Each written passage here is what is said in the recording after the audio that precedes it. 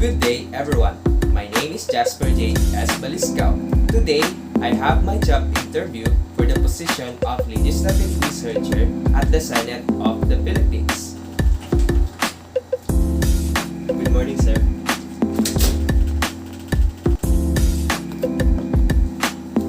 Thank you, sir.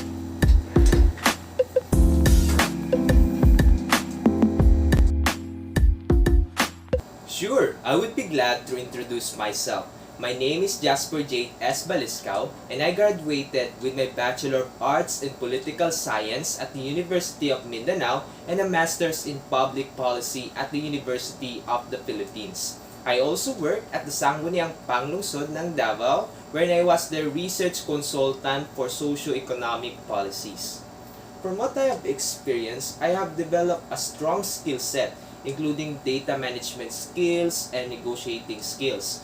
When I worked at the Sangguniang Panlungsod, I provided them with accurate data regarding socio-economic status in Davao City, which they use to base their social services budget. I even negotiate with my stakeholders with passion and objectives without being discriminative to their backgrounds. I achieve all of this because I know how to negotiate with my stakeholders. Moving forward, I would love to work at a government branch such as yours that focuses on providing legislative research to the legislators. I believe that my experience and skill sets will make me a good part of the team in the future. What gives me an edge among other applicants is I have honed an exemplary skill set that makes me a compatible worker.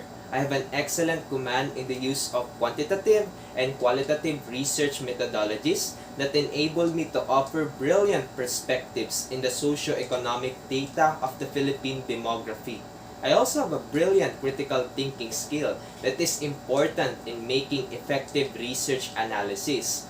In my past experiences, I showcase my skills when I use a mixed method study of the socio-economic situation of the indigenous communities in Davao, which I use to provide the city councilors with information. At the same time, I was able to help the city council with their policies since I used my critical thinking skills in explaining the implications of their legislation. With these skill sets and relatable experiences, I will bring an edge over my peers.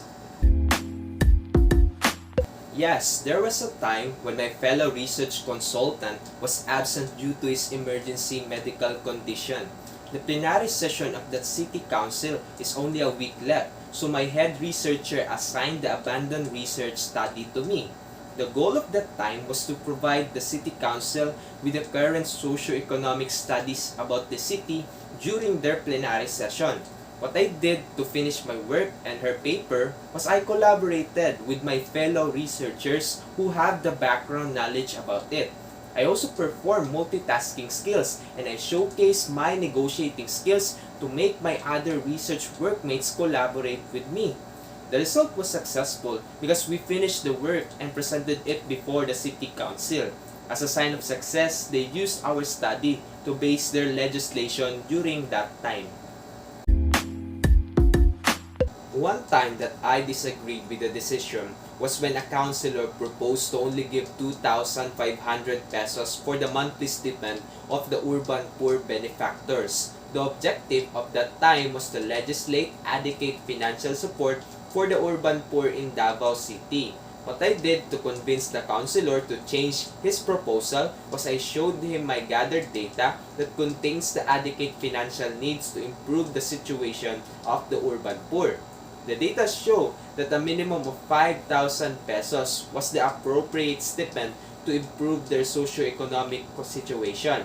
This made the city councilor change his decision since he was enlightened by the new data I provided. When they passed the legislation containing 5,000 pesos monthly stipend, it shows that their socio-economic situation has improved after 5 months. It made the policy of the city council effective in improving the lives of the urban poor in the city because I provided them with the accurate data. I am delighted to work with a team since I can showcase my excellence in leadership and collaboration. In my academic experience, I was the president of a debate organization that led me to practice leadership skills with my peers. I always motivate my members to do better and show compassion towards them when they experience failures. Even those introverted members became excellent debaters since I made the organization engaging for all sorts of people. During my work experience, I am also collaborative with my research heads and colleagues. I am also heading collaboration to solve conflicting ideas among my teammates. By upholding leadership and collaboration, I can bring brilliant contributions to your team force.